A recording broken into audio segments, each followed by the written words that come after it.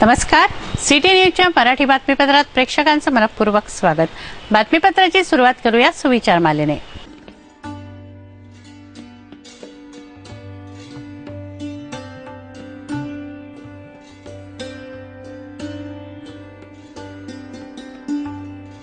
आता बघूया बातमीपत्रातील ठळक बातम्या।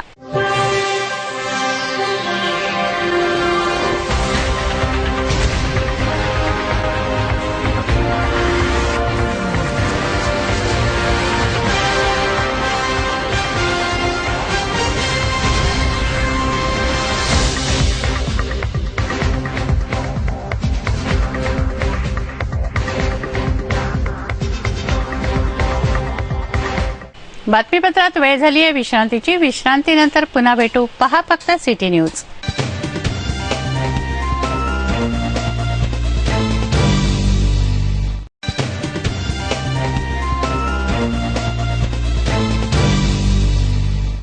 विसाव्या अंती पुन्हा आपलं स्वागत आहे। चला बघूया बातम्या विस्तारित स्वरूपात।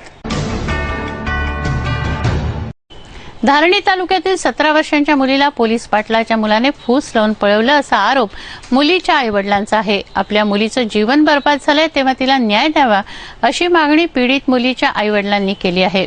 अन्याय अत्याचार निवारण संघर्ष समितीच्या नेतृत्वात ग्रामीण पोलीस अधीक्षकांना त्यांनी निवेदन दिलं आहे। धारणी तालुक्यातील दहेंडा येथील जयराम काजदेकर यांच्या मुलीला 21 वर्षीय किसन भिल्या पटेल याने फूस लावून पळवलं अशी तक्रार जयराम काजदेकर यांनी केली आहे। या संदर्भात ग्रामीण पोलीस अधीक्षक लक्ष्मी गौतम यांना निवेदन देण्यात आलं व न्यायाची मागणी करण्यात आली। मैं घर से बाहर निकला तो उन लोग मेरे को जबरदस्ती उठा के गाड़ी पे बिठाया और लेके गए। कहाँ पे लेके गए थे? बाहर गाँव कहाँ पे लेके गए थे? कौन से वाले? झापेल। फिर वहाँ पे क्या बोले वो लोग तुम्हारे को? कुछ नहीं बोले।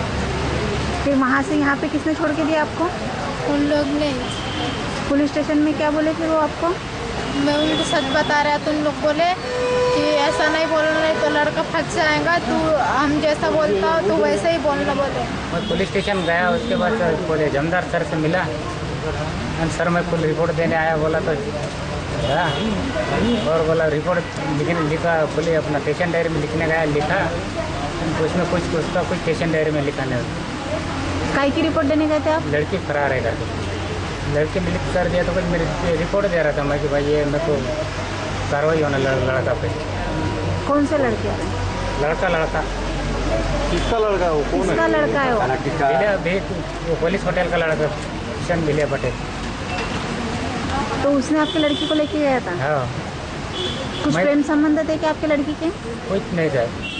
जयश्री जयराम काजदेकर यांनी मला फोन केला। त्यांना मी या ठिकाणी बोला की आम्हाला अशाचा अन्याय झाला आहे, आम्हाला या ठिकाणी न्याय मिळाला नाही धारणीला। त्याच्याकरता त्यांना मी सांगितलं की तुम्ही अमरावतीला या, आपण पोलीस अधीक्षक साहेबांना आपण भेटू आणि रिसर त्यांच्याकडे आपली आपले जे म्हणणं आहे ते आपण त्यांच्याकडे मांडू आणि आपल्याला त्या ठिकाणी न्याय मिळेल याकरता आम्ही जिल्हा पोलीस अधीक्षक साहेबांच्या कार्यालयामध्ये आम्ही निवेदन दिले।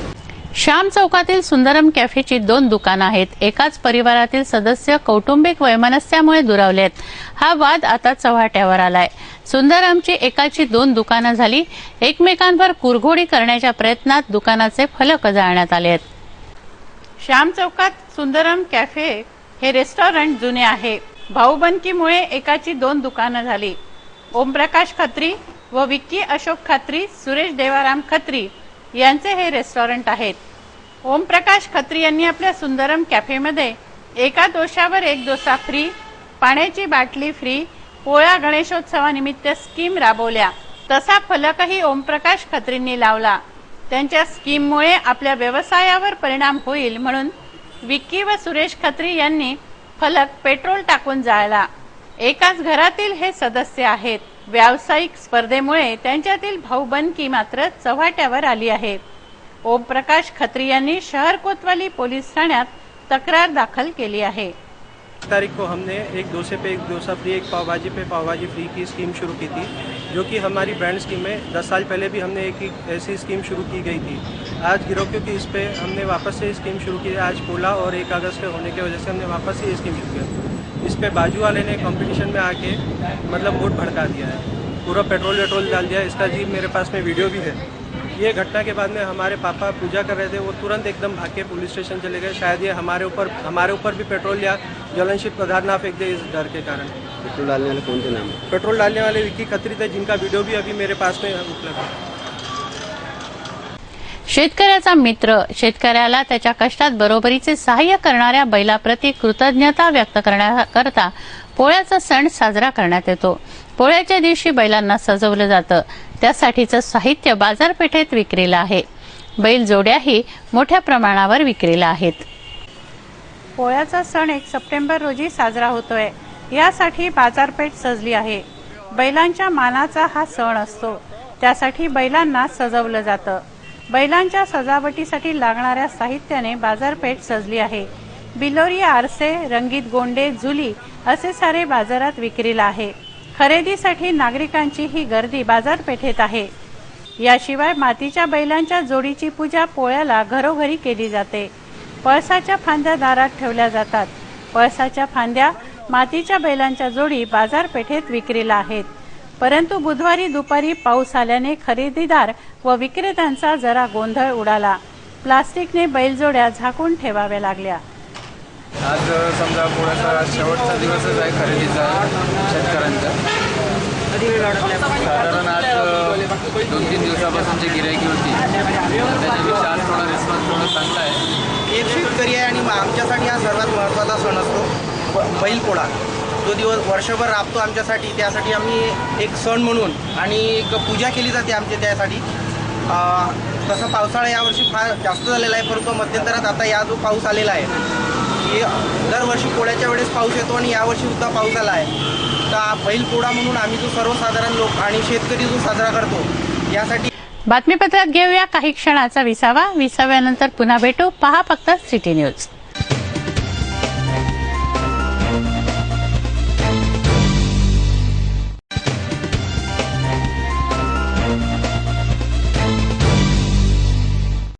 विसाव्याअंती पुन्हा आपलं स्वागत आहे। वळूया उर्वरित घडामोडींकडे।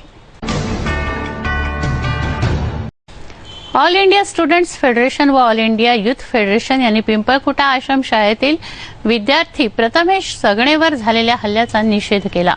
इरविन चौकात निषेध नोंदवून अमरावती ते पिंपळखुटा आश्रमशाळा दरम्यान रॅली नेण्यात आली। प्रथमेश नरबळी प्रकरणाचा तपास सीआयडीकडे सोपवावा, आश्रमशाळेची शासकीय मान्यता रद्द करावी, श्री शंकर महाराजांना अटक करावी आदी विविध मागण्यांसाठी ऑल इंडिया स्टुडंट्स फेडरेशन व ऑल इंडिया युथ फेडरेशनने केल्या आहेत। इरविन चौकात ऑल इंडिया स्टुडंट्स फेडरेशन व युथ फेडरेशनने निषेध नोंदवला।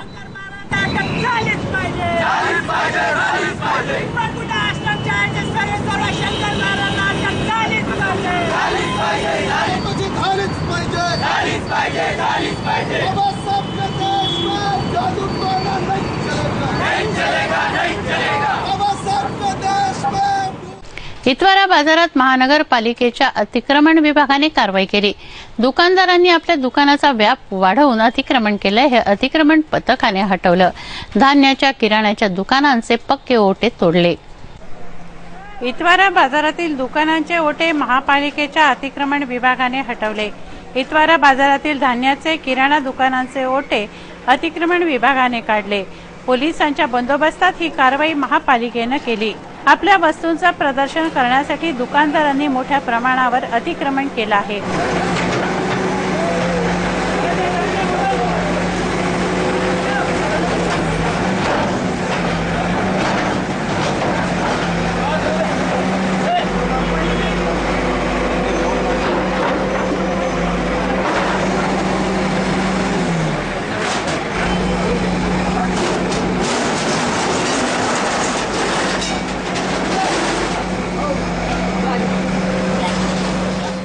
त्यामुळे रस्ते अरुंद झालेत व वाहतुकीला अडथळा होतोय।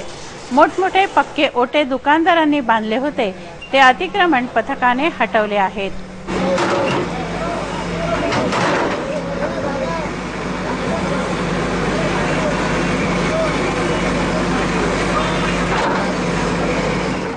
श्री ओसवाल संघ अंतर्गत श्री ओसवाल बहुसंघाच्या वतीने 16 व 17 सप्टेंबरला बडनेरा मार्गावरील सिद्धार्थ मंगलम येथे कुकिंग कॉम्पिटिशन घेण्यात येते आहे। या स्पर्धेतील विजेत्यांना अनुक्रमे 11,000, 7,000, 5,000 असे पुरस्कार देण्यात येत आहेत। 2 टप्प्यात ही कुकिंग कॉम्पिटिशन होणार आहे। श्री ओसवाल बहुसंघाच्या वतीने 16 व 17 सप्टेंबरला कुकिंग कॉम्पिटिशन आयोजित करण्यात आली आहे। भारतीय व्यंजनांना आणखी स्वादिष्ट बनवणे व त्याला आकर्षकरित्या सादर करणे हा या स्पर्धेमागील हेतू आहे। 15 वर्ष वयोगटावरील युवती महिला यामध्ये सहभाग घेऊ शकतात। तसंच नॉन प्रोफेशनल कुक्स व गृहिणींसाठी ही स्पर्धा असून प्रोफेशनल शेफचा कोर्स करणारे स्टुडंटही यात भाग घेऊ शकतात। 2 टप्प्यांमध्ये ही स्पर्धा होणार आहे। 16 सप्टेंबरला प्रथम चरणात जे भाग घेणार त्यांना घरून पदार्थ बनवून आणायचे आहे। यातून 30 स्पर्धक निवडले जाणार आहेत। दुसऱ्या टप्प्यातील फॉर्म भरून स्पर्धक पुढे जातील। प्रत्येकी 5 स्पर्धकांचा असे 6 ग्रुप राहतील। त्यांना व्यंजन जागेवरच बनवायचे आहेत। या स्पर्धेच्या विजेत्यांना 11,000, 7,000, 3,000 असे अनुक्रमे पुरस्कार दिले जाणार आहेत। या स्पर्धेअंतर्गत शाकाहारी व्यंजनच बनवायचे जे इंडियन मेन कोर्स व्हेज अंतर्गत कोणत्याही एक डब्याची रेसिपी घेण्यात येणार आहे। ही स्पर्धा यशस्वी करण्याचं आवाहन केलं आहे। 10 सप्टेंबर या स्पर्धेच्या फॉर्म भरण्याची अंतिम तारीख आहे। ओसवाल बहुसंघाच्या अध्यक्ष प्रतिभा संकलेचा, ट्रेझरर अनिता भन्साली, सचिव नम्रता मुनोत यांनी ही स्पर्धा यशस्वी करण्याचं आवाहन केलं आहे। मैंने सुना है कि आप कोई कुकिंग कंपटीशन का आयोजन कर रहे हो? हाँ, हम लोग ओसवाल बहुसंघ कुकिंग कॉम्पिटिशन। हाँ, तो मैडम ये कब से स्टार्ट कर रहे हो आप? ये है मैम 16 और 17 को कंपटीशन है। हाँ, 16 और 17। तो मैडम कहाँ पे आयोजित किया है आपने ये सिद्धार्थ मंगलम में। अच्छा मैम, इसकी मतलब किसी को एंट्री करनी है यहाँ आपके यहाँ पे तो आप मतलब प्रोसेस रहेगी आपकी? के लिए फॉर्म अवेलेबल है ओसवाल भवन में। अच्छा, और सभी प्रोजेक्ट डायरेक्टर के पास भी, तो आपको ये फॉर्म भरना है। हाँ, और विथ रेसिपी। इसकी एंट्री फीस क्या होगी? पहले तो फॉर्म भरते 50 रुपए है। अच्छा, और उसके बाद अगर आपका सिलेक्शन होता है फर्स्ट डे तो सेकंड डे के लिए 300 रुपए। ठीक है मैम। तो मैम मुझे ये बताइए कि इसमें मतलब कौन सी रेसिपीज चलेगी, वेजिटेरियन टोटली या नॉन वेज वगैरह? नहीं, इसमें इंडियन रेसिपी सभी चलेगी पर सिर्फ वेजिटेरियन। तो मैम ये आपका प्रोग्राम मतलब कितने दिन चलेगा, कब से कब चलेगा? ये 2 दिन का कार्यक्रम है। 16 तारीख को आपको पहले घर से कुकिंग करके लानी है और वहाँ प्रेजेंटेशन देना है। और दूसरे दिन आपको वहाँ पे ग्रुप बनाए जाएंगे जो सिलेक्ट होंगे उनके, और ग्रुप में काम करना है। सारी चीजें वहीं दी जाएगी। ठीक है मैम। अपना ये 2 दिन का प्रोग्राम में मतलब आप और इससे ज्यादा क्या क्रिएटिव क्या बनाएंगे? मतलब ये इतना ही है, मतलब कुकिंग ही बनाना है या और कुछ? किस लिए आपने ये प्रोग्राम आयोजित किया है ये बताइए। महिलाओं को प्रोत्साहन देने के लिए, ताकि इसमें प्रोफेशनल लोगों को एंट्री नहीं है। अच्छा, जो घरगुती महिला ही है वही कुछ आगे आके कुछ करके दिखाए, उनके लिए ये किया गया है। ठीक है मैम। तो ये 2 दिनों में मतलब आप क्या फीस होगी या आपके मतलब ये विनर कितने होंगे? इसमें 3 ग्रुप विनर दिए जाएंगे। हाँ। और हर ग्रुप में 5 लोग हैं। तो प्राइस उसका पहला प्राइस है 11,000 रुपये, सेकंड है 7,000 रुपये और थर्ड है 5,000। ठीक है मैम। और कॉन्सोलेशन गणपती बाप्पांचं लवकरच आगमन होणार आहे। त्यांना दुर्वा, फुलं, हार वाहिले जातात। बाप्पांच्या विसर्जनाबरोबरच निर्माल्यही विहिरीत, तलावामध्ये जाऊन प्रदूषण वाढतं, तेव्हा निर्माल्याचं निःशुल्क संकलन करून त्याची विल्हेवाट लावण्याचं काम सान्वी बहुउद्देशीय सामाजिक संस्था करणार आहे। यासाठी त्यांनी सामाजिक वनीकरणाच्या मुख्य अधिकाऱ्यांना परवानगी मागितली। सान्वी बहुउद्देशीय सामाजिक संस्थेतर्फे निर्माल्य संकलन मोहीम 2016 हे आयोजित केलं आहे। म्हणजे आम्ही घरपोच जाऊन निर्माल्य निःशुल्क जमा करतो। आमच्या पॉम्पलेट्स आणि बॅनरमध्ये आम्ही नंबर स्प्रेड केलेले आहेत। आम्हाला कॉल करा, आम्ही घरपोच निर्माल्य गोळा करून डिकम्पोज करणार आहे। त्याचं महत्त्व ॲक्च्युली जे ॲक्वॅटिक जीवन जे मरून राहिलेलं आहे प्राणी प्रदूषणवर कंट्रोल करण्यासाठी, आळा घालण्यासाठी हा उपक्रम राबवत आहे। कारण की पूर्ण सगळ्या निर्माल्य नदीत चाललेलं आहे, त्याच्यामुळे भरपूर सारं प्रदूषण वाढलं आहे। तर हे आम्ही आळा घालणार आहे थोडंसं। मग तुम्ही त्या फुलांचं जमा करून तुम्ही काय करणार? आम्ही मागच्या वेळेस गौरक्षण संस्थेत ते डोनेट करून टाकलं होतं, डिकम्पोज केलं होतं तिथे, आणि बाकी प्लास्टिक डम्प यार्डवर पाठवलं होतं। जे अगोदर जसं होत होतं ते डायरेक्ट ते सगळं डम्प यार्डवर जात होतं, पूर्ण वेस्ट होत होतं शेवटी। तर ते आम्ही असं रामपुरी कॅम्प येथे श्रीकृष्ण जन्माष्टमी महोत्सव साजरा करण्यात आला। महोत्सवानिमित्त भव्य रॅली काढण्यात आली।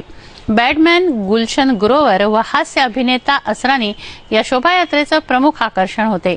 गेल्या 2 वर्षांपासून हा महोत्सव साजरा होतोय. जन्माष्टमी महोत्सव रामपुरी कॅम्प येथे साजरा करण्यात आला.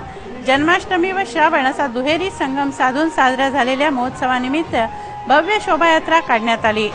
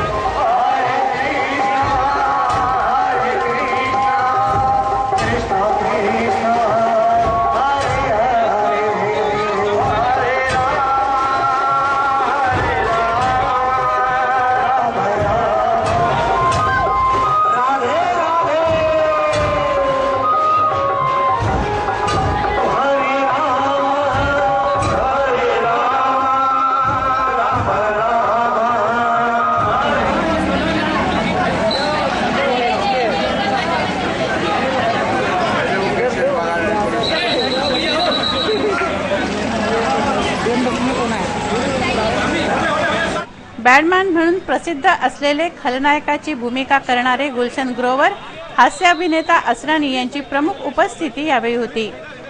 गेल्या 2 वर्षांपासून महोत्सव आयोजित करण्यात येतोय.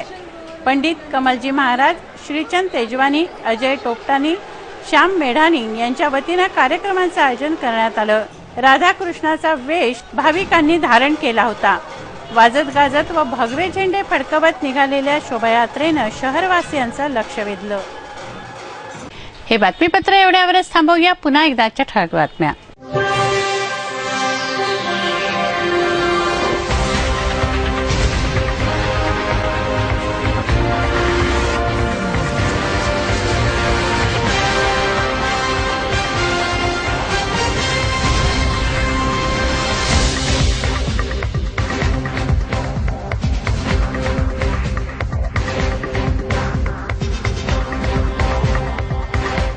वेळ झाली आहे आपली रजा घेण्याची. आपणास काही माहिती द्यायची वा काही सुचवायचे असेल तर आमच्याशी थेट संपर्क करा. आमचा पत्ता सिटी न्यूज कार्यालय, मातोश्री आर्केड, सहकार भुवन समोर, मोर्शी रोड, अमरावती. आमचा फोन नंबर आहे 25703236 आणि वेबसाईट आहे www.citynews.net.in. अचूक सडेतोड आणि निर्भीड बातम्यांसाठी बघत रहा अमरावतीचं नंबर 1 चॅनेल, फक्त सिटी न्यूज. बातमी आमची, विश्वास तुमचा.